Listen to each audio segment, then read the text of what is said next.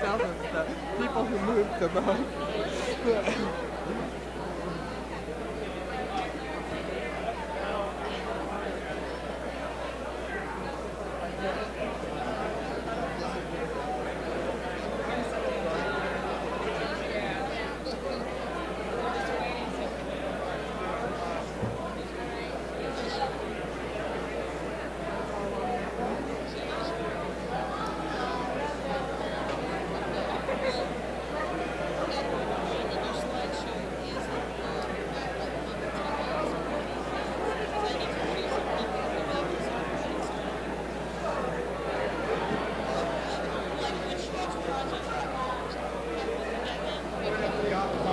Maybe.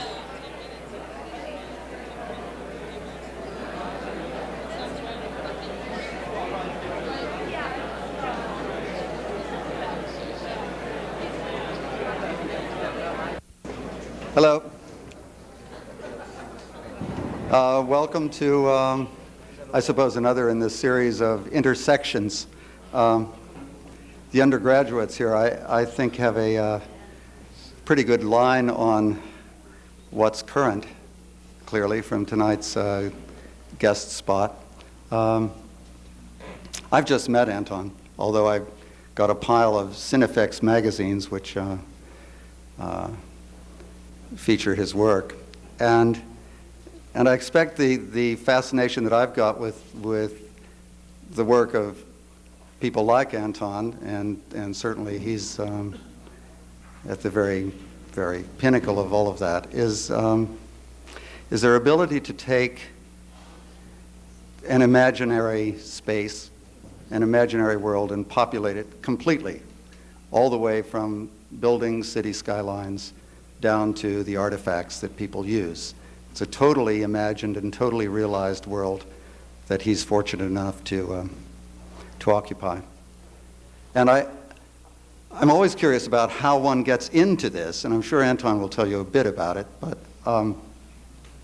it's curious to me that he mentioned that what transformed him from a meek illustrator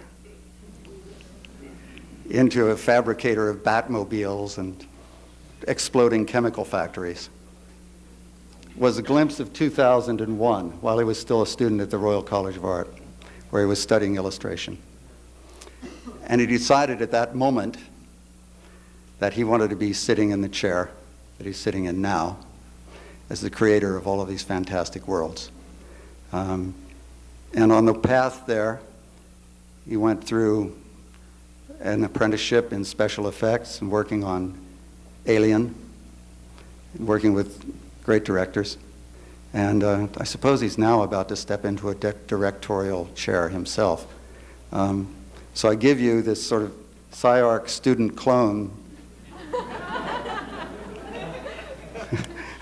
I was about to boot him off of the seat. I thought, what are you doing here? And anyway, I give you Anton first.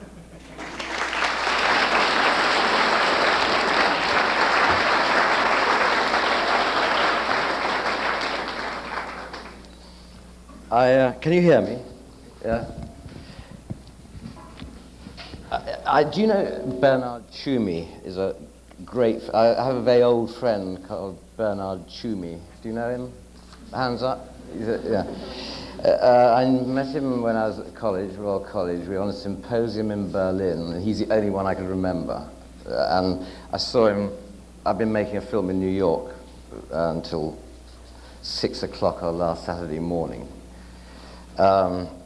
With De Niro, who broke his nose.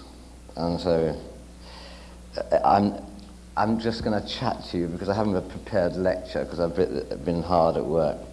But Bernard I met, and he'd asked me to do a talk at Columbia, which I did, and asked my assistant in New York and in London to get together all the drawing, everything I got, you know, to do slides and things.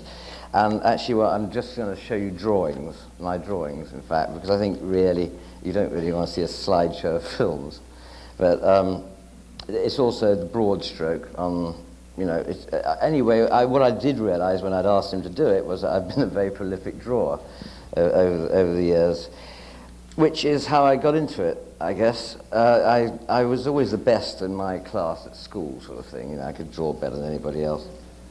And but my parents, in this sort of far back English education I had, which is the only English thing about me, in fact, my education. My mother's French, my father's Russian. I was educated in England, but they were very reactionary, and they said, "Oh, he's quite good at science. Actually, he's a doctor." So I was trained to be a doctor. I took all my sciences at school, didn't do any art, and actually got into King's College and did all that. But to be absolutely honest with you, I couldn't even conceive the idea of continuing, because A, it was all men, no women. I couldn't bear that. And they all wanted to become members of squash clubs and men's clubs. And the first question they asked at my interview, actually, I remember, was what position I played in rugby. Second question they asked me was what my father did for a living. He was actually alcoholic and dying at the time. And the third question was what my academic qualifications were. So I thought that was quite interesting. So I had the nerve. I did have the nerve to split quick from that and go back to what I knew I was best at, which was the drawing bit. Went to the Royal College of Art. Met Bernard Tschumi, actually. He came over for a bit there. In the 60s, the Royal College was good, really good, because it's like, you know, the 60s, the Beatles and all that thing. It's big in London. So it's a good place to be. And Bernard, then I met last week, and we'd gone in different courses. You know, he became an architect, and we were trying to and I became a film designer. And we were trying to work out what the difference really was, and he actually said, you know, Bernard, you know, it's nice. You know, I think what we do is we build the buildings, you know, that go up, and they go up over the years, and you sort of fill in the gaps. Yeah, because there's no, I can do anything. I can really design anything I like and build it. So really what I'm doing, I think the difference we decided was that Bernard is an architect, and he builds buildings, and I sort of build illustrations. I think is probably the best description. And so when I was at the college, it's a wonderful place because you can go from department to department. So I started in illustration, and I went through to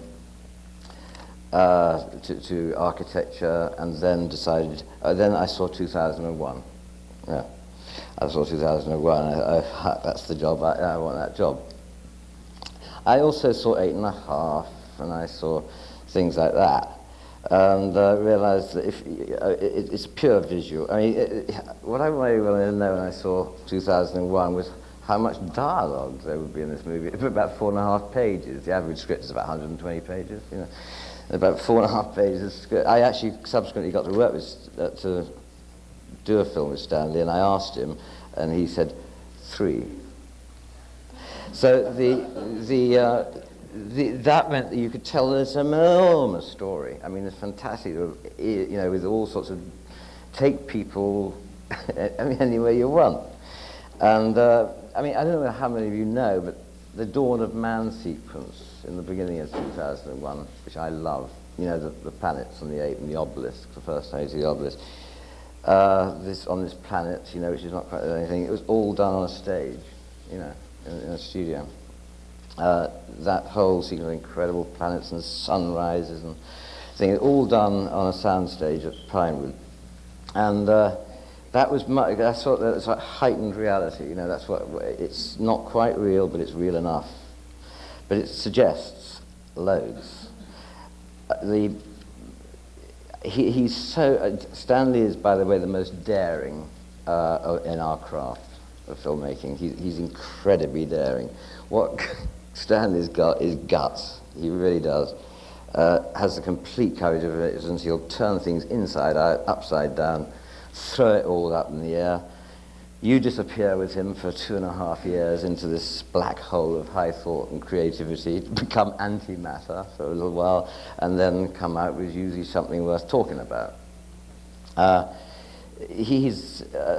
2001 just shoved, I think it shoved everything forward about most people would agree to 15, I would say 20 years in technology of filmmaking. 14 different principles of different complex principles of front projection was invented on it. Stanley invented front projection. He invented the idea of using not blue screen, but just black. Mind you, he did have a space movie, so things were on his side, but he could go to composite images up to 40 passes of the camera, and managed to tell this enormous story with just visual images, without any dialogue, really. It just took you to this ambiguous, incredible story, and all in pictures. So I thought that's and then you see Fellini, 8.5, and that sort of thing, and you suddenly realize that it's just visual poetry, really. What I've done is I'm taking 4 films that I've done. One is The Company of Wolves, because I don't suppose anybody's seen it, because it was extremely successful in England and on the continent. But that dreadful group called Canon sort of put it on the market as a sort of sex movie, which it was to a certain extent, but I mean, not well represented. And they had no faith in the project at all. They didn't know what to make of it. So but in England and France and the continent, it was actually very well marketed, and it was a great surprise. Then actually Stanley saw that film, so I've been very lucky. I mean, I've come in more or less sideways from special effects. I'll go into that. I was in special effects for 4 years at least, working on just at the right time, because in the late 70s there was this plethora of special effects films coming to England. We did Alien, Superman, Flash Gordon, Outland, it went on and on. Raiders of the Lost Ark, all these incredibly big effects films are coming through. And Star Wars and all that, and so I nearly forgot. Star Wars, we had 3 of those to do, which were mind-bogglingly complicated things. And so I was in special effects at that time, but I was running a company, really, literally, for 14 people. I mean, there was just not enough of us to go around those films, and I was working on 3 at once at one time. And but then somebody didn't know how to do Company of Wolves, Neil Jordan, and they said, oh, well, maybe we'd better get an effects guy, I think, because you can't do this. We've got to do it in this film studio. We can't build the village and everything unless we get into dioramic shots and perspective work and model work and God knows what. Neil wanted it to be poetry, and so he did want it to be artifice, which is my job, totally. Artifice. I mean, cinema isn't real. It can't be real. By definition, it can't be real. It's artifice from front to end. So reality doesn't exist. I've never been a great exponent on cinema verite, Jean-Luc up your bum Godard, when he finally fetched out doing a film called La Chinoise, which was 2 people having a chat on a train. Didn't seem to be using the potential to me. And nothing was interesting was going on in China at the time either. Not compared with what's going on now, so there wasn't that much to talk about. But that is not where I'm at all. So basically it's artifice, which is absolutely fine by me, because I don't understand what reality is, to be honest with you. I don't know. I don't know what it means. Annoyed once in an interview, I heard Fellini say, sort of lean back from his editing Steenbeck, and this guy was asking, he said, look, don't ask me any more questions. He said, reality is only the extent of your imagination. I thought, oh, yes. Francis Bacon, the painter of Francis Bacon, he says, if you can explain it, why paint it? So, I don't get on with the architects that intellectualize and philosophize and deconstructionize, and good one there with Bernard. I mean, Bernard hates it all. And when I was going to Columbia, I was asked by one of the students how my thing of Gotham City had been this incredible illustration of deconstruction. I said, what? What do you mean? And he said, and he then went on to say things which I didn't understand. I couldn't understand a word he was talking about. Not a word. And then he said, but look, let me show you. This is a classic example of deconstruction. He showed me a Bernard Tschumi scheme for the Tokyo Bank in Tokyo, I think. And it was the closest thing to a piece of Malevich, El Lissitzky or Tatlin constructivist that you can imagine. I don't think I've ever seen anything more like constructivist architecture in my life. Wonderful paradox. The one thing he picks up and shows me is that says constructivist piece of architecture, but we were talking about deconstruction. It sort of lacks passion, doesn't it? And so I understand Federico Fellini, I understand Orson Welles, Stanley Kubrick, Ingmar Bergman, Jean Cocteau, you know. And those are the sort of guys I understand. I don't get Godard. You know, I don't think we need to discuss it. It's also very interesting, I think, don't you, that if you think about the first people that ever made movies, the Lumiere brothers, wasn't it, and Méliès, you know, first did a movie. And the first thing they did was a complete fantasy. You know, do you remember the moon with the rocket in the eye? And, so my job, really, I suppose, is to sort of augment reality, I think, and distort it, and use absolutely any device to strengthen an idea. We've sort of got into quite an interesting area recently, Tim Burton and I. I think maybe Batman was a huge success, and we've been trying to assess why it was. And actually, Jack, not to name drop, it was Jack Nicholson, said he thinks that the success was that he's bright, Jack. He's very bright. He said he thinks that maybe it was that you were sharing you and Tim had a completely philosophy. You didn't have any argument. You knew exactly what each other were doing, sort of thing. You know, just in terms of sort of language, you know. So what we were beginning to get to is something which is not a literary story at all, you know, or anything like that. It's literally an event. It's just an event. You come and see something and go, and you don't actually ask too many. Don't explain too. If you explain too much, you've got to explain more, you know. And that's our philosophy, you know. Don't explain too much, because then you're into trouble, you know. So, I mean, Kubrick could never have done Strangelove, could he, if he had to explain too much, you know. So what we're sort of beginning to get to, potentially, you see, Beetlejuice was extraordinary. I mean, it was just a complete... Am I safe?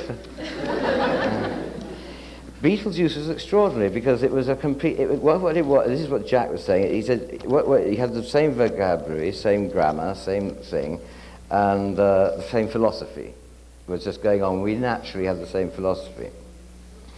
We don't like special effects. I hate, by the way, special effects.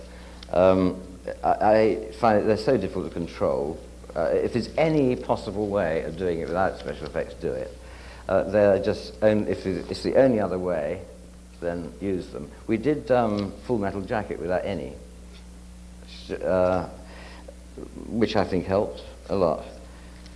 We considered every single effects situation about every shot, but never did it. You know, good old Stanley. You know, up until 1 o'clock in the morning every night discussing how is we going to do this on exterior front projection, and then you just go and shoot it for real.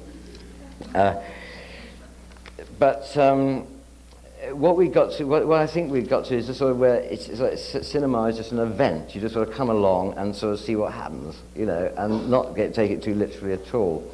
So, and there is a potentially interesting new sort of cinema there, you know, because you don't actually let it be anything but an event, music, but just take it as a multimedia situation and see what happens. So what we might do, in fact, is sort of do things together, do a couple of things together, like produce as well, and then write the script together with the scriptwriter. So it's a bit like working with Stanley, actually. He does it that way. What I'm going to do is take these 4 films. I'm just showing you drawings. So I'll remind you, it's Company of Wolves, Full Metal Jacket, High Spirits. I wanted to show you that one because another one that got away, sort of thing. But I thought it might have been one of the best sets I ever did. So I'd like to show you what my intention was. So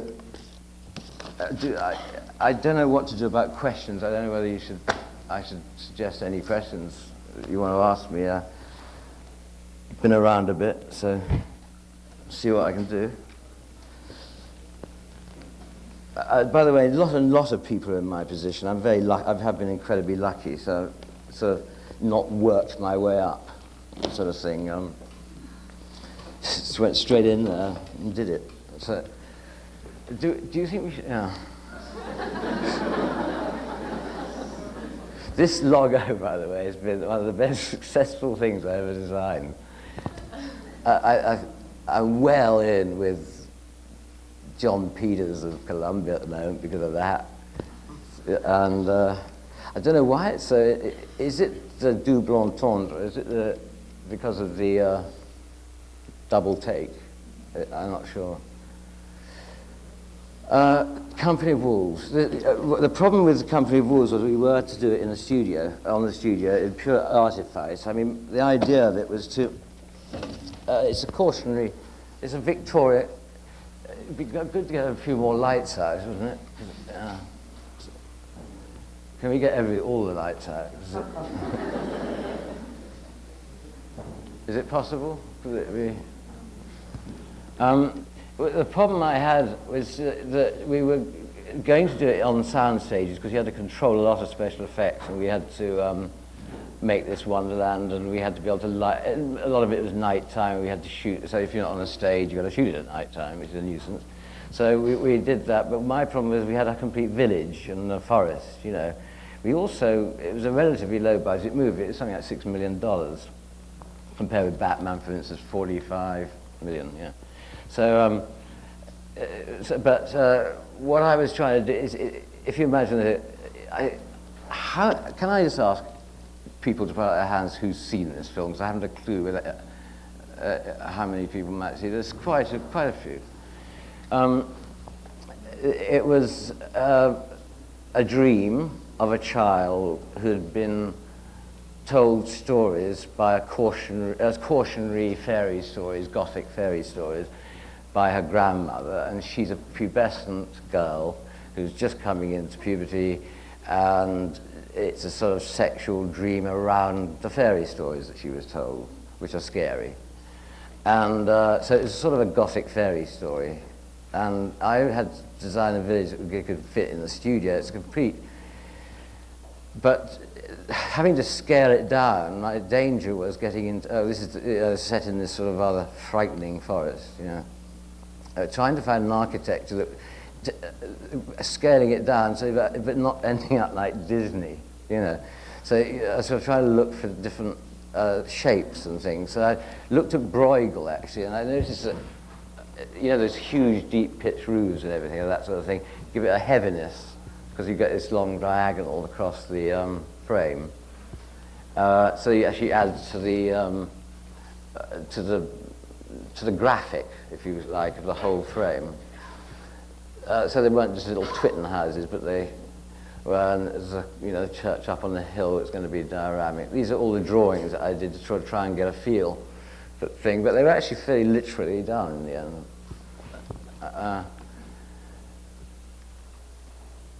These are drawings of, the petrified, it's really Little Red Riding Hood, going through this frightening situation. You see the sort of sexual themes on the bottom left, that. And then I was exploring, the sort of idea of the forest actually literally one tree reaching another one and sort of trees joining up, and that sort of thing. And sort of looking at horror images, sort of tried to build them into the way the tree was built in a sort of way, and sex organs in the tree below, sort of stretching the things out of the ground to give these rather frightening shapes. And then going to pure face rock, definitely a sort of pretty Bruegel number here. I quite liked it because we see what I was trying to do is to produce a film that didn't have any, it didn't belong anywhere, or any particular point in time, except that it's historic, but that's about it, really. We did actually have a Rolls-Royce drive-through in it at one point, an old Rolls-Royce, so that blew the time. But it's a dream, so you can get away with it. And what I was trying to do, of course, is to not make it definitely Flemish, definitely German, definitely French or English. So I used Samuel Palmer, and I mixed that with Bruegel, Gustave Doré, the great illustrator, of fairy stories, Arthur Rackham, who did all, and sort of bungled it all together so that one came out with a sort of European look rather than anything else. Oh, this is High Spirits. This is the film that was atrociously dealt with by both the director, who's a great friend of mine, Neil Jordan, who I did that Company of Wolves with, who started enjoying directing, and that's always a terrible mistake. It's the worst job in the world. And I don't suppose many of you saw this one, but the thing is that I had the worst time of my life because this was the castle. I wanted to turn it into sort of folly, The whole story is about this castle, and I had this idea of an endless space that you could never come to the end of. You could never actually see the defined area that you're walking in. And for the first time, what I wanted to do, I wanted it to sort of be a bit Eisenstein, but sort of taken into the ridiculous folly land. But once again, taking it from reality into a sort of believable unreality. And to be honest with you, when I do the drawings for sets, I like to try to light them. And this guy, Alex Thompson, who's a very well-known guy, I think, cameraman, sort of decided it was a fucking comedy.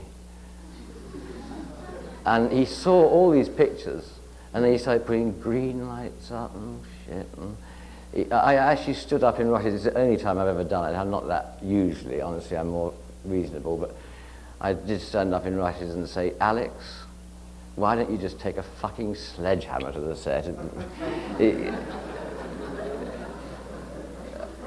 Rather than do that.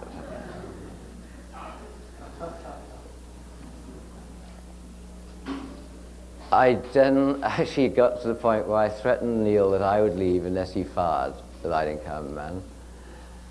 And unfortunately, the studio said no. And I was under contract, so. What I was trying to do here was to design a set that you could use vertically, looking up and down, and use it very three-dimensionally, so you never really ever would ever know where you were. You just got different views of this almost jungle-like place, and you probably notice a very strong expressionism in it. It's almost German expressionist thing, because it. Actually, Bernard again said the whole German expressionist movement, if you think about that, and all the implications of all the sort of architecture that come out of it and all that sort of stuff, none of it was ever actually built. It's only movies that were made. It's quite true. These are all textural drawings. You're beginning to see how I do it. I draw it, because I don't know any other way to do it. My tools of my trade are a 6B and a putty rubber.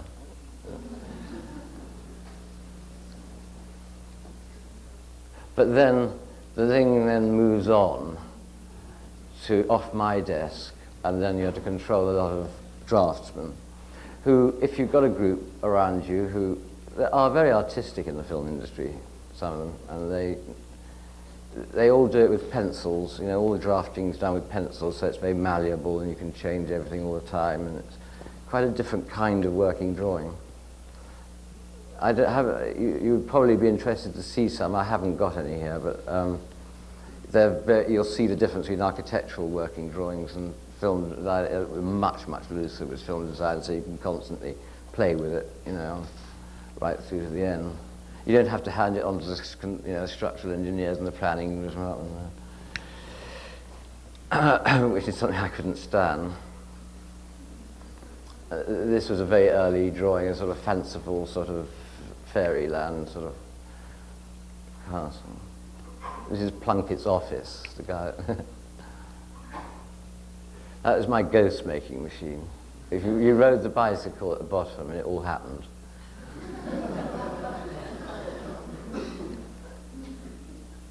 And then this was a chapel cut out of the movie, as it happened. The chapel where they get married. And the organ pipes are still coming up out of the ground on the left, and we played the organ and lots of white doves came out of the organ pipes. But they're buried in the ground because it's like Tinton Abbey. It's just a relic. It's a bedroom. This is actually what I'm going to show. This is the set going up, being built, because I'm not going to show you it lit, because they fucked it. And I prefer it with just the studio lights on. This is when everything was looking very promising. So these are the construction. And then Alex Thompson came along. Alex Thompson did things like Excalibur. He did things like, which I think looks disgusting. He did Labyrinth, which I think looks disgusting. And he's got this sort of extraordinary track record, you know, sort of doing these major movies, and they feel very comfortable with good old Alex. He's a complete cunt. By the way, this is a model. This is the model of the thing. I prefer to show you the model lit by me. This is showing you how you could use it looking down, you know, vertically down. I mean, you get some wonderful dramatic shots constantly using the vertical space. We built right up to the rig, to the actual reds in the studio. That was a little bit of Alex Thompson's more successful lighting. And that's sort of that's how he blew it. That was his fucking lighting on the set. Look at that. I mean, why did I bother to do all those drawings? Full Metal Jacket.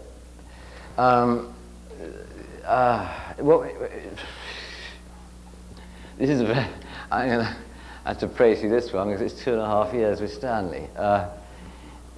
What you do with Stanley is you work from his house because he doesn't go out. I don't know what Howard Hughes has got, whatever he had, whatever that disease is, but that's what Stanley's got.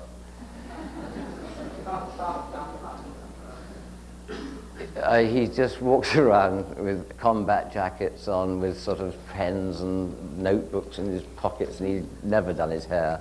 And he's a shambles, little shambles. Formidable intellect.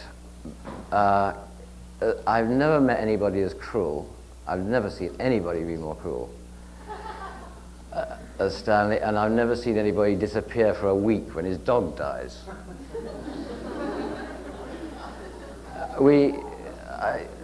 I was worked very, very closely with Stanley for 2.5 years, and I know him less now than I did when I started. I've got a terrible soft spot for him, and I really like him, and we did part good friends, which is much better than not. Because I've seen him, he's so cruel that the Ray Lovejoy who cut The Shining was so run down. I'm just going to flip through these if you want to ask any questions. This is a monastery we wanted the Lusthog squad to meet in. It's in the film for 12 seconds and it costs $600,000. What we did was we just took lots of photographs, 6,000 photographs actually, of the Vietnam War of Hue, because this is the Battle of Hue. Stanley decided, of course, that this quite large story was going to be told about the Vietnam War within 30 miles of his house, because he wasn't going to go anywhere. So he said, we've only got the centre of Da Nang and the industrial zone of Hue to worry about. Shit, Anton. I mean, I hope it's going to be like we were on Spartacus, where I could walk on the set and they said, right, the arena's up there, and it's going to be like that, isn't it? I know. You'll be able to tell me exactly where I'm going to do every shot. So we just took all these things, and I went through all these 6,000, and every time Stanley we both responded to a shot, we put it aside, And so every most powerful shot we saw, sort of said something to us, we put aside, and then gradually built them into the picture. It's sort of naff architecture they have in Vietnam. It's sort of concrete blocks, sort of a bastardized form of Chinese. And the other thing you must bear in mind, by the way, technically this was a nightmare, because all the sets that we built had to be on fire for 6 months. Because Stanley takes a year to shoot the movie, and every day we have to start the fire. They had to withstand intensity. The whole of the second part of the film was practically lit only by fire. He uses very, very fast lenses, and built by NASA, and shoots available light, and it was really just the fire that was lighting it. Well, that was a tremendous problem, because all the buildings had to be destroyed, so you could only build them almost out of the real material. In fact, I think the bill in the end for the actual buildings that we put up and the distressing then of them, the distressing was higher than the construction cost. Because every time you blast a hole in, so you've got to have a bomb blast hole, you've got to have all the reinforcement of the concrete coming out, and you've got to model it, It's difficult modeling, making a hole, design a hole. Yeah. These are all the work, the drawings I did of the NAFA part of Vietnam. Trying to constantly work out. What I did was I took shots of the site and the lot and all that sort of stuff, and then drew with tracing paper over the top. It was very difficult job, actually, because this thing of how we had to rebuild so much, because you got how many takes? You got with Stanley, you got up to 30 takes on a shot, and you blasting the place to shit every day. So you got to reconstruct it the whole time. I think one of the buildings we rebuilt 9 times, because we blew it up 9 times. But he's right. Sorry? It was done in 3 locations. Stanley lives in St Albans, and equidistant from St Albans is Pinewood Studios, an airfield in Cambridge, and the Docklands of London. So we did it, we found a disused gas works down in the Docklands of London, which gave us a 280-degree horizon line.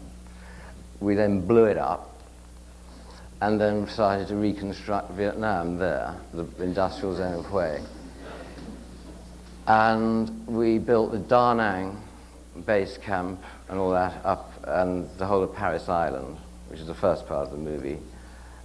The interiors at Pinewood, the exteriors at the airfield in Cambridge. And so I was actually working between 3 counties. It's like, but England's smaller than America, so.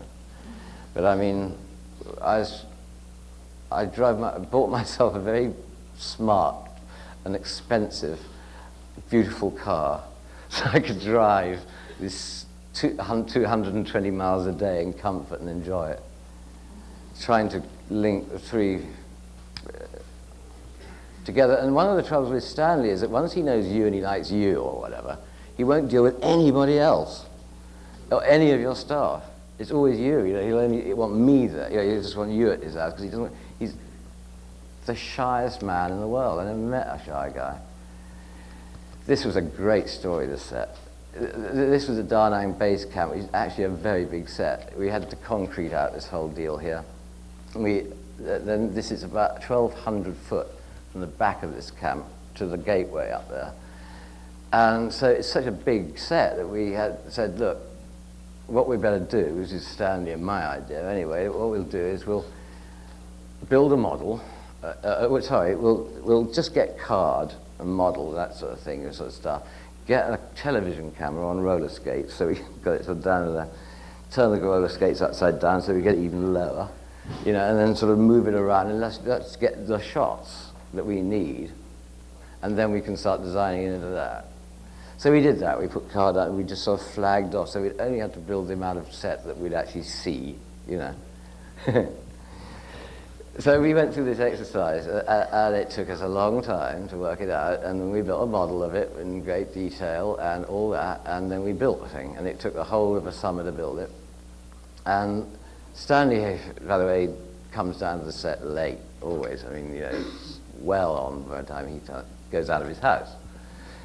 But I had encouraged him to come pretty soon, and he came up, and he drove down this road here, and this is what we built. We built this. This is a shot. This is our major shot. And he came and he said, we all have these Motorola things, everybody can talk to each other, and he's sitting in his Mercedes in the middle there, saying, bring Anton here, I want to talk. And then he said, hang on. What is Anton doing? So he's talking to the electrician at the moment. He said, let him carry on talking to the electrician for a moment. Hold on a sec. He then drove down through the gateway, out the other side of the gateway. And then, is Anton there? And get Anton down here. Have you got a car? Can you bring him down here? And I came down there, and I joined Stanley the other side of that gate, looking back in here at a load of scaffold. And Stanley said, look. I said, yeah, I'm looking at loads of scaffolds, Stanley. He said, I know. But I mean, if we, this was the Paris Island stuff. Go on. Let me just go back to that one, sorry. Because I've just got to finish this story. So he says, come outside, you've got to have a look at this. And he said, look. And I said, yeah, but we built, 180 degrees in the opposite direction that we were going to be shooting. And he said, I know.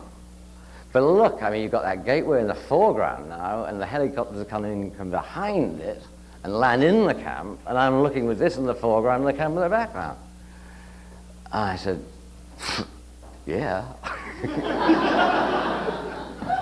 That's true. But we've got another 4 months' work to do then. He said, well, Anton, we could shoot it like this, but we'd only hate it.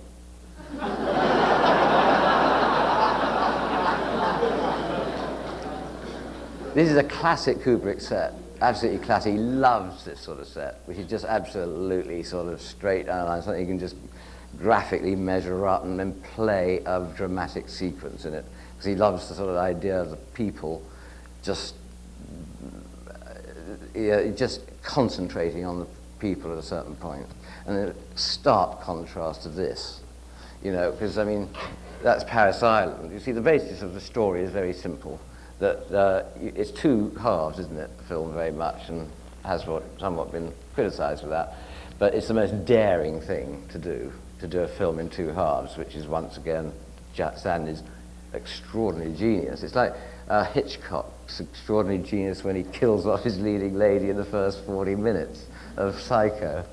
I mean, that's nerve, So if you've got that sort of guts, then that's what Stanley's got. And he says, right, I mean, it's like, in architecture, to cut something in half is always awkward, isn't it? You always do it thirds or something, if it's better. But Stanley cuts it right down the middle, and then when he's asked the question why he made like two parts, he said, well, it's quite simple. He said the first part doesn't work without the second part, and the second part doesn't work without the first part, so you've got one fucking choice. You know, why do you ask me that stupid? You know, but what the Paris Island's pristine. Like every morning, everybody gets up and polishes Paris Island, you know. And of course, every morning, Stanley would have a crew of people coming in to polish all the sets. So they were absolutely sparkling, you know, because that's actually true. That's exactly how Paris Island is. The truth, the very simple précis of the story is quite simply that in 1968, Paris Island got out of hand because they were losing the war, weren't you? The Americans were losing the war, and they didn't know how to fight this deal, and not without a nuclear war. So they thought, shit, we need loads more Marines to go in there. Okay, so they trained up loads of Marines, and they got this Paris Island gig, and it got out of hand down there. Things started going badly wrong. They started shifting. They took people down to the lowest common denominator and reconstructed them into war machines. From maggots to war machines, so to say. And then they went to war, and they found it had been trained for something completely different. They had not been trained to meet 12-year-old snipers, girls, with Coca-Cola tins around them, which are bombs, you know. That they hadn't come across. So they were trained for something which was irrelevant. That's what the story's about. Always with Stanley, the frailty of the human condition. Hull. Yeah, this was all at Beckton. This is all down in the docklands of London. Built pagodas are really difficult. Have you tried a pagoda? Getting that fucking geometry together is those Chinese. The corner structure is brilliant. It's a Chinese puzzle. The post goes up and you get a Chinese puzzle, which means that you're transferring all the load down to the base from a wide space to the air. It just transfers it all down to the base. So the more weight you put on it, the stronger it gets. It's pretty clever, but Stanley wants it real. Partly because we wanted this sort of image, you know? That's a monastery. It was taken from Chinese monastery. That's the shot that Stanley wanted. Outside the gate, looking back into the camp with the choppers going in behind the gate. So we built it all. That gateway was one of my, I like that. It's like so fucking evil, isn't it? But it's Chinese and it's sort of, you know, it's a bit heavy. Stanley loved it. And then this is how we had to live with the sets week after week after week. They were built in concrete and constantly repaired. The stages afterwards at Pinewood, where we built all these sets, all the interior sets were done at Pinewood, it cost £62,000, that's more than dollars, isn't it? To clean afterwards.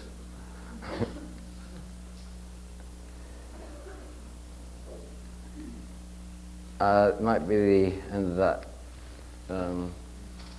cassette.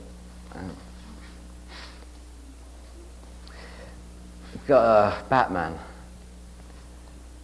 Are there any questions you wanted to ask about Stanley or anything? By the way, I've got loads of things I can tell you about Stanley. Everybody wants to know about him because he disappeared, and they don't know what he is or who he is. But if there's anything before we get onto this lot that you want to ask me, do. He's as long as you simply accept that he's got the most terrible phobias, he's the most insecure and shy man you've ever met in your life, then, which seems to be to do with, he seems to have to get it out with constant aggression, but he can be the most exciting and formidable intellect you've ever met. And I don't know really what else to say. I mean, I've seen him Johnny Alcott, who's worked on 3 films with him, is dead, and he was 44.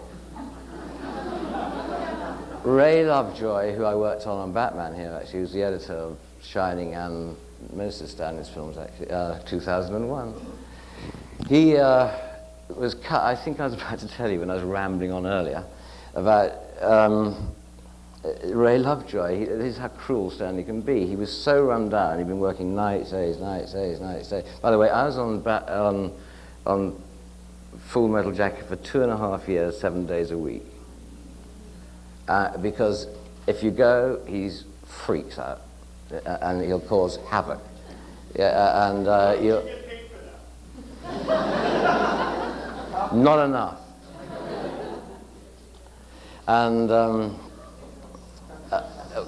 And don't tell the tax man. No, not enough. He got me on a deal, the bastard. You know, so he... What kind of deal? Oh, all in, we call it. We call it an all-in deal. In other words, that's the money per week. No overtime. Correct. I'd have had a lot of money if I got that. I could have retired for a few years, but I couldn't. So, but then he gave me a dog at the end of the film.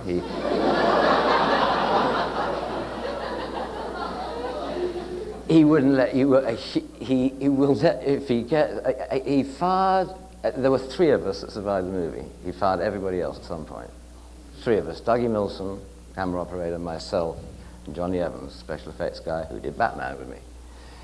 And we were the only ones that saw it through. And I was on it for 8 months longer than anybody else because I had to design the thing first before we shot it. But what it is, it's that thing of. The worst thing about it is he's got to make a movie. You know, he's got to make a movie. He wants to do it, but he does not want to go and make the movie because he's got to go out of his house and he's got to have to face people. If there wasn't a video camera system available, he couldn't do it. I know that. He can just go behind. He has himself picked up outside his house. You go through 3 sets of electric gates to get out of his mansion grounds with nothing to be seen around it. Onto the road, down to Pinewood, parked outside the stage, onto the stage, have the doors locked. He does that, out of the stage, into the murk, back to his house, and nobody ever sees him. And he makes absolutely sure that the only people on the set are the shooting crew, and he will have one producer, one line producer, or the head of Warner Brothers near the set. And I never saw one for 2.5 years. Just a very small group that he works with. Do you enjoy working with him? No. It's too hard work. It's just too hard work. They're very exciting moments, and it's fantastic in retrospect. But I did describe the black hole effect earlier on. How did it affect your love life? It was very fortunate that at the time my girlfriend was doing a film in the Seychelles for some of it, and for the rest of it, well, it certainly wouldn't have worked if you hadn't got somebody in the business who'd understand. Well, what do you think 7 days a week for 2.5 years has affected? Do you know if you started another project? I beg your pardon? Is Kubrick doing something else? Yeah, what Stanley would like to do is Napoleon. But he hasn't figured out a way of doing it within 30 miles of his house. So he keeps on putting it off, you know, because he can't work it out, because Napoleon starts in Paris, goes through the whole of Northern Europe, right through the whole top of Africa, right up the steppes of Russia, and right on. And it costs $200 million, because he'd have to build the fucking sets. He ain't going nowhere. So he rings me up with, you've got Danton. Did you see that film Danton with Gérard Depardieu? Isn't it fantastic? And I get this phone call from Stanley. You get these phone calls from Stanley, he never introduces himself. He said, put the television on. I mean, look at what's going on. Have you all right on 4? You know, and I said, yeah, it's on 4. Yeah. He says, it's Danton, you got to watch it. You know something? it's incredible. I mean, I said, we can find a way of doing Napoleon. I thought,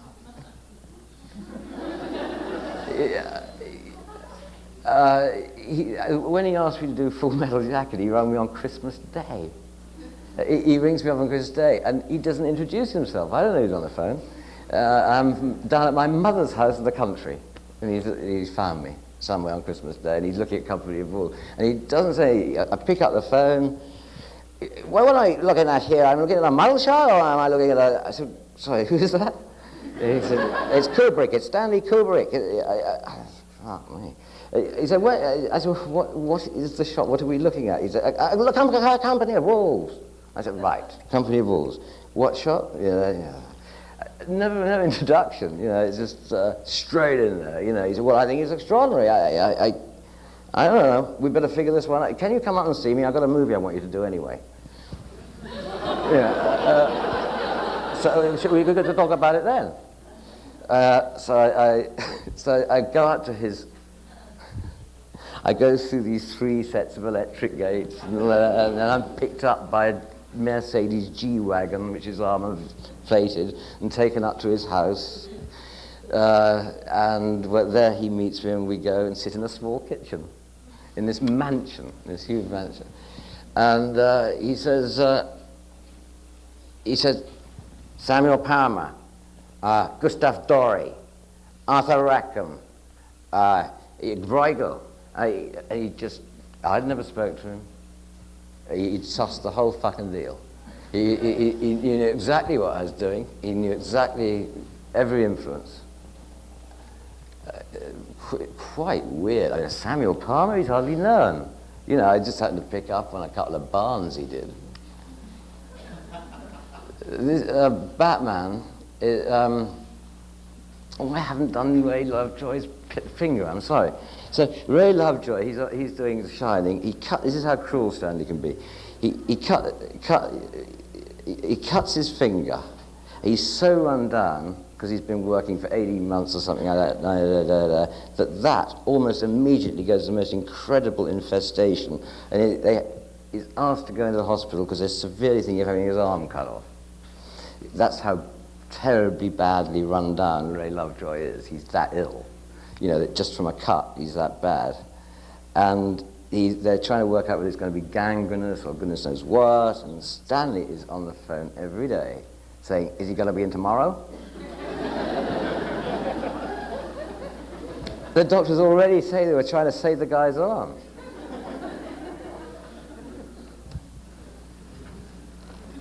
Give him a dog.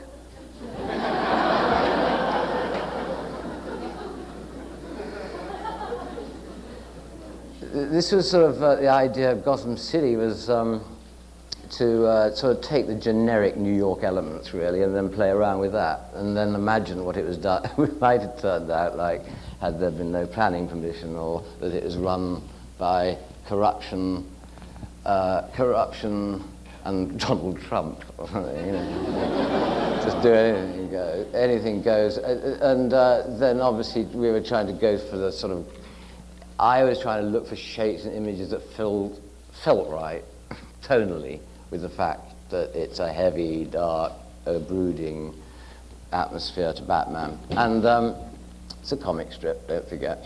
And so I mixed all the styles together, because it was fascinating in New York. You're standing at the Plaza Hotel looking down 59th Street, and you look at General Electric power stations, for the most expensive piece of real estate in the world. You're looking down there. So what I did is I mixed it right in, so the buildings all became multifunctional, almost like Manhattan City is in a way. But if you take it to the next degree, you get this sort of deal. How the zoning in New York, they have at least got that, they sort of step the things back. But if you imagine that nobody cared about that, then they would maximize space and build out when you get up there. So you get the most horrendous caverns. Well, you can see elements of it in New York, but then you augment that. And this is the actual set, in fact. The idea was, I took things like Louis. A lot of people say to me, "Oh gosh, you must have been so influenced by what's it called now? Metropolis, Metropolis. Yeah, it's always from Metropolis. Wonderful, wonderful, by the way. Yeah, it's like Metropolis. But to me, I never looked at the film. I've seen it, but I never looked at it because I've always thought that city was designed by one guy. You know, the art director designed every building in the town.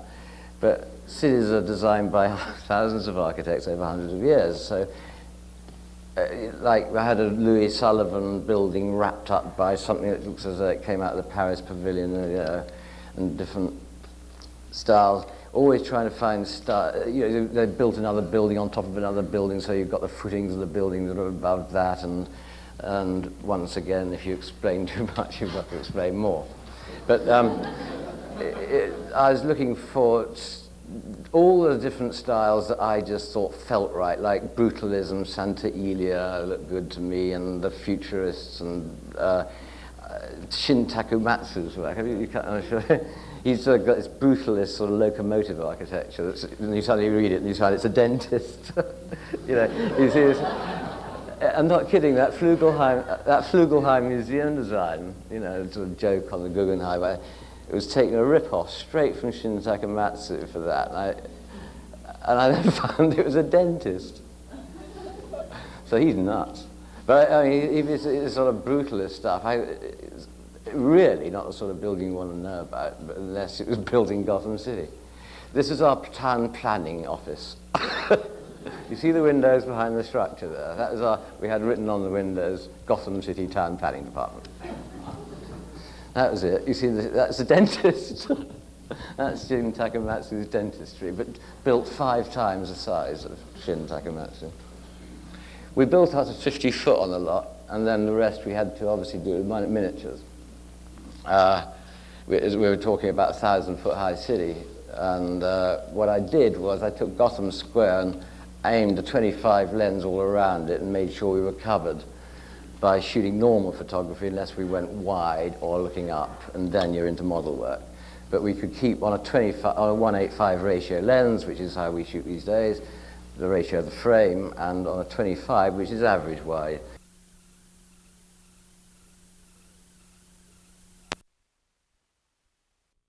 Stations, you know, for the most expensive piece of real estate in the world. You know, you're looking down there. So what I did is I mixed it right in. You know, so the buildings all became multifunctional, almost like Manhattan City is in a way. But if you take it to the next degree, you get this sort of deal. You know, how the zoning in New York, they have at least got that. You know, they sort of step the things back. But if you imagine that nobody cared about that, then they would maximize space and build out when you get up there. So you get the most horrendous caverns. Well, you know, you can see elements of it in New York, but then you augment that. And this is the actual set, in fact. The idea was, you see, I took things like Louis. A lot of people say to me, "Oh gosh, you must have been so influenced by what's it called now? Metropolis, you know? Metropolis, yeah. Yeah, it's always from Metropolis. Wonderful, wonderful, by the way. Yeah, it's like Metropolis. But to me, I never looked at the film. I've seen it, but I never looked at it because I've always thought that city was designed by one guy. You know, the art director designed every building in the town. But cities are designed by thousands of architects over hundreds of years. So, like, I had a Louis Sullivan building wrapped up by something that looks as though it came out of the Paris Pavilion, you know, and different styles, always trying to find you know, they built another building on top of another building, so you've got the footings of the building that are above that, and once again, if you explain too much, you've got to explain more. But I was looking for all the different styles that I just thought felt right, like Brutalism, Sant'Elia looked good to me, and the Futurists, and Shin Takamatsu's work. I'm sure. He's sort of got this brutalist sort of locomotive architecture. And you suddenly read it and you find it's a dentist. You know, you see this. I'm not kidding. That Flugelheim museum design, you know, sort of joke on the Guggenheim. It was taking a rip-off straight from Shin Takamatsu for that, and I then found it was a dentist. So he's nuts. But I mean, if it's sort of brutalist stuff, it's really not the sort of building you want to know about, but unless it was built in Gotham City. This is our town planning office. You see the windows behind the structure there? That was we had written on the windows, Gotham City Town Planning Department.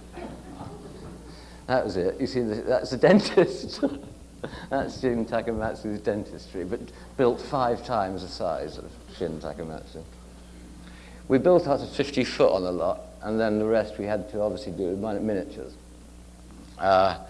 We were talking about a 1,000-foot high city, and what I did was I took Gotham Square and aimed a 25 lens all around it and made sure we were covered by shooting normal photography unless we went wide or looking up, and then you're into model work. But we could keep on a 1:8:5 ratio lens, which is how we shoot these days, the ratio of the frame, and on a 25, which is average wide, we wouldn't have to go into matte for all the action sequences, for instance, with the chase sequences in the Batmobile. It would be a nightmare. So we built up to that scale, to that height, and actually we only built half to the top of that. These are shots, by the way, from the set itself, I should say. Yeah, these are some stills that we took. It was sort of, we were getting the steam going at this point. The film hadn't started, but we were just trying out different lighting effects. Roger Pratt, he's wonderful. He did Brazil, and Mona Lisa I thought was interesting looking. He did that. And after much discussion, Tim and I thought he was the boy. He's also used to, he looks like a farmer. He looks like he should be sitting on a spade, Fucking artist, he's wonderful. This was the theatre. Shin Takamatsu elements up there. I was trying to constantly give a chance to get steam out of this great machine-like thing, because it's, that extraordinary substructure to New York. The week I arrived in New York to do this movie I've just done, I was driving up 3rd Avenue, and I said, this steam doesn't look safe to me. It looks like it's all under pressure. And everybody said, yeah, it is. In fact, yesterday, 20 foot of pavement was ripped out of the ground and smashed 3 buildings to pieces, and 20 people were killed.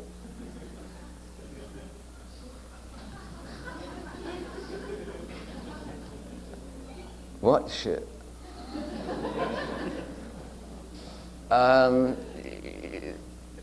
Yeah, so you can see I started building out, with this all locked-on architecture. So you've got bits of like Louis Sullivan on the left, and you've got a bit of industrial building on the right, and then this great potpourri of different styles, really. What obviously I try to do is to give enormous scale to components at the base, because we're only going to build up to 50 foot, so you simply imagine the rest, if you've got that at the bottom, you assume there's something going on up there, don't you? This is sort of looking down from the top of the set. This is and Sant'Elia. I took these heads that he's done on and stretched them into columns. And do you know Holtzig? He's on straight. Sort of heavy. I think I'm an expressionist, actually, having looked at this lot. Did you like the lighting for Batman? Or did you have trouble over that? I think it's always a problem. I think I've got to say no in the end, because one of the biggest problems is it was a very big set. I think it's the largest set since Cleopatra. And we had a schedule to stick to, and it's such a massive job doing lighting changes. You're talking about 7 generators up there. You're talking about 2, I don't know whether you've they're called Wendy lights in England. They're 65 aircraft landing lights in a frame, basically, on Condor cranes going up to 20 foot for your moonlight. You've got that sort of gear to shift around shot by shot. Then you've got to model the thing the whole time. You can't have them on all the time for all over the set. So Roger had a tremendous problem, of course, in terms of not taking another 2 days to relight for a shot. So bearing that in mind, I think he did a very good job. Does that answer your question? I mean, It was at least in line with what you were thinking. Certainly, I would say sometimes in the cathedral, he did a great job. I mean, he did a wonderful job in the cathedral. I would have liked a broader stroke, actually. I would have liked more shadows. Peter MacDonald does second unit. He's the best in the world. He's an unsung hero of Batman. He did all the action sequences in it. And some of those are the best lit. But he's the best camera operator in the world, and he's the trouble. He did Rambo's shit, isn't it? But those action sequences are incredible in there. He did all that. That's what the success of the movie is.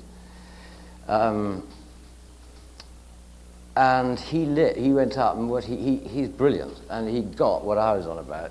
And whenever the rushes had come away from the actual shooting, Tim was doing shit, and he saw that interesting parts of set weren't covered, he went up there and he'd stage the thing in front of the most interesting part and light it like an angel, so I don't know, it's difficult. I think if we'd had more time, if we'd had Stanley Kubrick time, it would have been better. But I think you've got to give Roger his due. It was a very difficult job in the time. This is sort of a first sketch for the Ace Chemical Factory. Sort of joke on the Joker's smile there. Sort of, evil looking building, because that's his layers under there, and that's the thing he's going to make his chemicals. Well, you see a mixture of styles going on. A bit more, would you say, of Mendelssohn? Eric. Is it Eric or Mendelssohn? Those sort of things. Sort of look like a broad stroke. Because one of the troubles with factories is they're all lots of pipe work, aren't they? And it's boring. So I wanted to come up with a big broad stroke shape for this monstrous thing, This is a model, of course, by the way. So we're talking about, 12-foot by 8-foot model. And then we had to blow it up in 62 different charges and had to rebuild it and do it again. This is my first attempt at the cathedral, but you've seen probably so far, we've got a very hard edge. I mean, what we call a broad stroke, what Tim and I tend to call a broad stroke. The thing about Batman is it takes place at 80% at night time. So there's not much point in going into too much ornamentation, fucking anyway. So I just wanted phenomenally strong graphic images. It's like comic strip, So every time I just wanted these big shapes. So you've got something to frame to at night time. We really have very strong, So when it came to the cathedral, I thought, well, let's do the opposite. Let's give them a break. Let's go into completely. This is my first go, but this is how I ended up here, because I wanted to be like nothing else. Because Gaudi is nowhere, is he? I mean, where the fuck is he? He comes out, walk straight off another planet, and plonks himself in Barcelona. And paid no attention to anybody else. I don't know. But it's sort of gothic, isn't it? But it ain't. He rounds off the top of his arches. He hasn't got a straight line in the building. It's all got an emphasis, and it's completely organic. But it's a bit beautiful for Gotham City, the Sagrada Familia Church, So what I had to do is to sort of turn it into this horrific sort of fortress-type looking thing, but with always these entices on the building the whole time. So we've got no straight lines. Organic. I thought, let's go for the organic now. And then the top of the building I love, because the best special effect that Tim and I have ever think is the best special effect of all time was the third scale house at the top of the hill on the Psycho. Isn't it great? We hate special effects. We hate all that ILM, I can do it all, but shit. It's the power of the image that matters, and that was a very simple device to make it so dramatic. And this is a homage to Hitchcock's house on the top of it, if we could get that in. That fight takes place. You see that little spar coming off of the side, at the top. You see this sort of opening, like a mouth opening in the sort of bell tower section up there. That's where they have their fight out, and that little lip right at the top there. I was quite pleased with the cathedral actually in the end. I liked it. This is the interior of that belfry ledge set. Obviously dark shadows, you know, and this is now 1,000 foot up. We had to build the interior, which I'm afraid I haven't got drawings of here. You remember when they go in? And then we had a lot of model work for all the stairs, but then we had to build large full-scale sections for the bell to crash down and smash away. There's a very, very hideously dangerous stunt, actually, which nearly ended in appalling disaster. We had the stuntman as Batman up on the ledge, which we built in real up to a certain height, and we had to drop this bell down past him and just rip the whole thing out, just leaving him on this ledge. And the stuntman had to accept that 1.5 tons was going to come down within 6 inches of him, which he was very highly paid for, but I was terrified because it gets to the stage where if you haven't done your sums right, you kill someone. And if we did drop the bell 3 times to make sure that it went on axis, the terror was that once the bell had been released, that it might just tilt at all. There's a slight, because we built it in fiberglass, but it's still 1.5 tons. You know, it's not a real bell, but it's still a big motherfucker. You know, and it's coming down 40 foot above you, and you're standing there. It's going to kill you if it touches you. You know, so we held our breath, and it worked. And then we did Derek Meddings did the most wonderful model work of the bell crashing and falling down those staircases that go on forever, and you know, down, the miniatures and the shoe all falling down, all those little details like that. And so basically, I mean, just to fill you in here, it might be quite interesting. I mean, what we built was the bottom of the cathedral exterior up to 50 foot on the lot. We built the interior of the cathedral as he goes in and knocks all the pews before they go up on the stage at Pinewood. We then built this on another stage, which is the bell tower here, where you come up into the bell tower here with the city beyond backing and, you know, up and over. Remember the, and then, but then you've got the model, because the cathedral done for all our street model work, shots and everything done to a 1/4 inch scale. And then, because John Peters came in and said, I got a problem. Shit, I've got a problem. Drop everything you're doing, Anton. Come to my office. I said, what's the matter, John? He said, shit, I got Batwimp going on in America. Look at the Wall Street Journal. Look at everything. They're saying Batwimp. He said, and look. He said, he ends up at the top of the fucking cathedral with a 50-year-old Joker. Shit, I'm in trouble. He said, he's got to take all the goons up there. He's got to take Kim up there. He's going to take them all up there, and Batman's going to have to deal with a lot. I must agree. I must admit, I sat there and I did agree with him. I thought, and he said, not only that, but he's not bad, old John. He said, and I said, the other thing is, I suppose one can make it funny. You know, like that stunt, you know, you get one guy that just jumps off to get back and goes straight through the floor. And then, of course, you feel it's treacherous up there because this whole thing's so rotten that when somebody tries to kill you, they just fall through the broken floor. So they're all up on this 1,000-foot platform, you know, and it could go any minute. Which, if you remember, it does when the gargoyle breaks off and kills the Joker. But that was another problem, by the way, was that we didn't want Batman to kill the Joker because we knew that everybody's going to like the Joker too much. You'd hate Batman for doing it. So we had to have the Joker kill himself.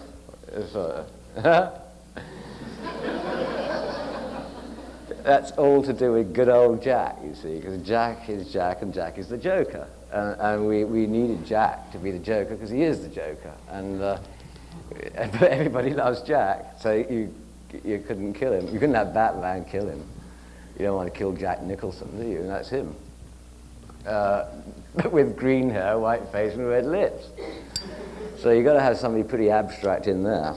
And all Jack had to do was to just get stoned.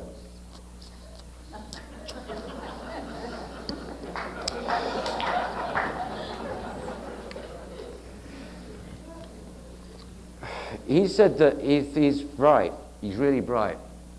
He said. He said lots of things. He changed his names. It's great. I mean, he changed his name. He's like, I'm furious. I'm on the stage and I'm unbelievably cross with an effects guy who hasn't set something up for me. And he just sees it and he just wanders around, Jack. You know. He goes on to say this when have you seen Batman, anybody? If you haven't, you know anyone's. And by the way, I wasn't on the Prophet's bad luck, eh? Because I'm sure one person back there would ask me. What was I talking about? What was I talking about? I was cross. I was furious, absolutely furious, and lost my temper. And Jack's going on to do that scene in Grissom's apartment when he frazzles Rotelli. And his name is Tony Rotelli. He's the head of the mafia, and he frazzles him. He gives him the joy buzz, and he's a cinder. And he goes on, and he knows the script, and he adds his lines. He does his own thing. You know, he walks straight on. He holds, it's not in the script, this. It's not Israeli. He holds on, gets him by the hand, and all this steam starts coming up and shit, and he just, I got a live one! I got a live one!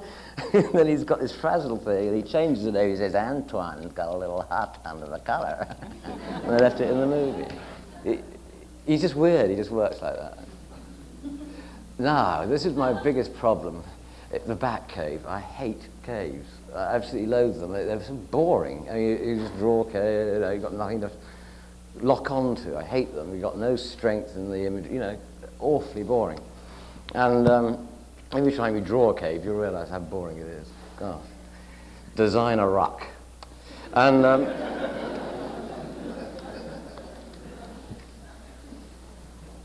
that was a good one, actually. I rung up Stanley. I said, how did you do it in The Dawn of Man? You know, he said, you mean the design a rock problem? Yeah. He said, you can't do that. So we cast off real rocks. We cast off real rock structure faces. Just to satisfy the bloody Bat fans. They're nuts, the Bat fans. If you don't do anything, like it's not a cave, then they'll say, the whole of DC Comic fan club will boycott the movie. We didn't like his yellow belt, you know, much, so we did it black, you know. Freak out. Absolute freak out. It's in the fucking newspapers. He hasn't got a yellow belt. So, straight back, you've got to put a yellow belt on him. They've heard about it. And they're very upset. You've got to give him a yellow belt. So, I said, brass is yellow. Yellow enough, you know. So we did it in brass. But all the yellow in Batman became brass, which I think worked. And the Batman fans bought it. They got it. But what I did is, you know Hugh Ferriss's work? You know Hugh Ferriss's work? These great sort of things of dams and all that sort of stuff. I suddenly thought, shit, we don't have a cave. What it is, it's the footings of the city. You know, it's the piles of the foundations of the city. These got there, so we can have the rock structure and the caves to satisfy the bloody Bat fans, and then you have something interesting going. You know, we can have something dangerous like ledges, because everything Batman does, as Tim and I always decided, was just on the edge of absolute disaster. You know, it's always just about to go wrong, and it should, you know, it just gets lucky a few times. So we wanted to even represent that in the Batcave, because he just sort of like lock things on ledges and he just doesn't give a fuck. And you've got these lovely, you know, potentially much more interesting. You're a bit like Ferris, isn't it? And then this became sort of, look, this was it actually. That was a drawing I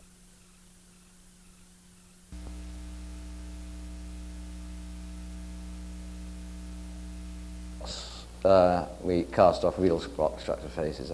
Just to satisfy the bloody Bat fans. They're nuts, the Bat fans. If you don't do anything, like it's not a cave, then they'll say the whole of DC Comic fan club will boycott the movie. We didn't like his yellow belt, much, so we did it black, Freak out. Absolute freak out. He's in the fucking newspapers. He hasn't got a yellow belt. So, straight back, you've got to put a yellow belt on him. They've heard about it. And they're very upset. You've got to give him a yellow belt.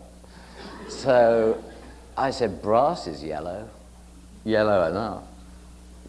So we did it in brass. But all the yellow in Batman became brass, which I think worked better. And the Batman fans bought it. They got it. But what I did is, Hugh Ferriss's work? Hugh Ferriss's work is great, sort of things of dams and all that sort of stuff. I suddenly thought, shit, we don't have a cave. What it is, it's the footings of the city.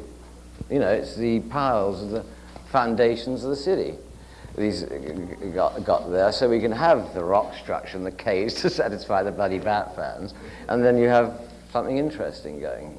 We can have something dangerous like ledges, because everything Batman does, as Tim and I always decided, was just on the edge of absolute disaster. It's always just about to go wrong, and it just gets lucky a few times.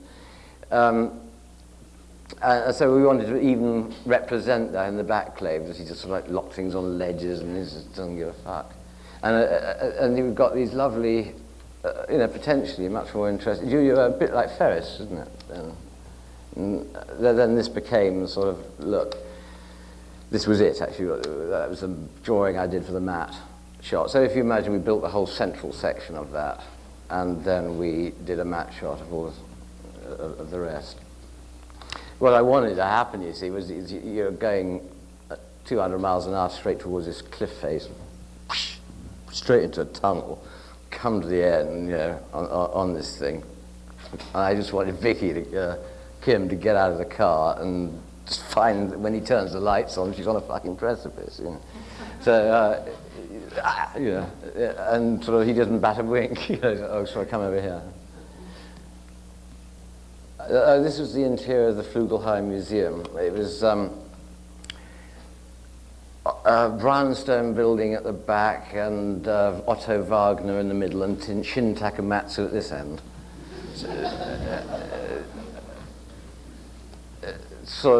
I try and play around with keeping the same language on the exterior of the building, doing it on the interior, see what happened. So we got this sort of thing.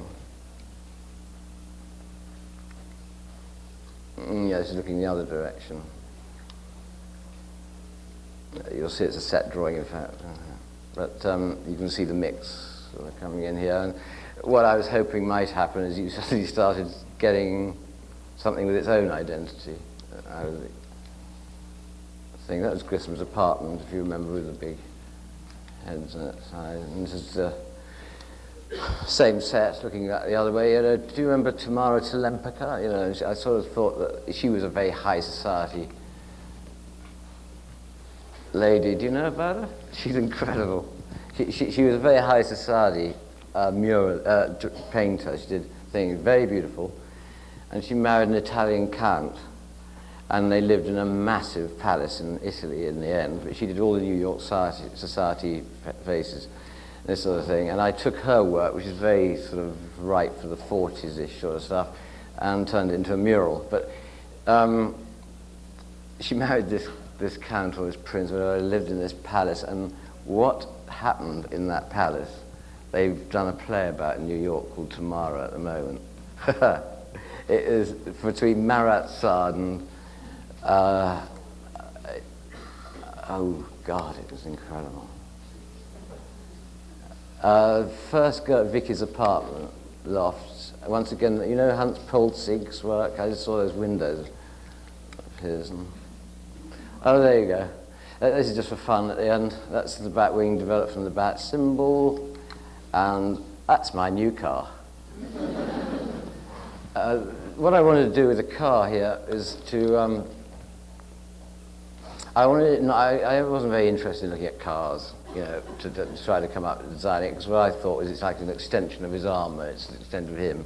Every time you came up with a concept car, it's as sexist as shit. I wanted this. I mean, I thought if you don't make it rude, you've really failed, you know. So, and then I thought that you've got to have this knight in armour feel, you know, with a sort of visor look to it, and anything to make it look like an aggressive war machine.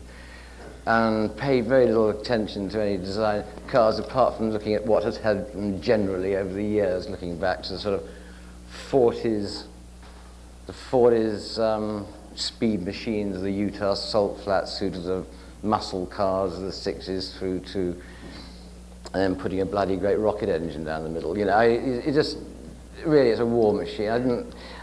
I must say, in terms of the producers, or the production, if you like, of this John Peters animal, you know, that he is,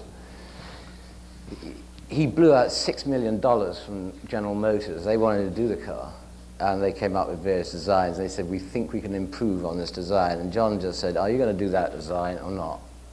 And they said no, and he said, well, let's just shake hands. It's very nice of you to suggest it. See you later. And that's strong producing. I mean, that's certainly support. That is in the back. So he blew out $6 million just to maintain the original design. And we built it. Which was a magnificent job, by the way, by Johnny Evans, who had done Full Metal Jacket. If you imagine building a functioning car that has a blistering performance, and is going to run for months and months and months with a 7.7 litre engine in it, with guns, Gatling. The thing we don't like high-tech stuff very much, laser guns and all that doesn't fit the Batmobile.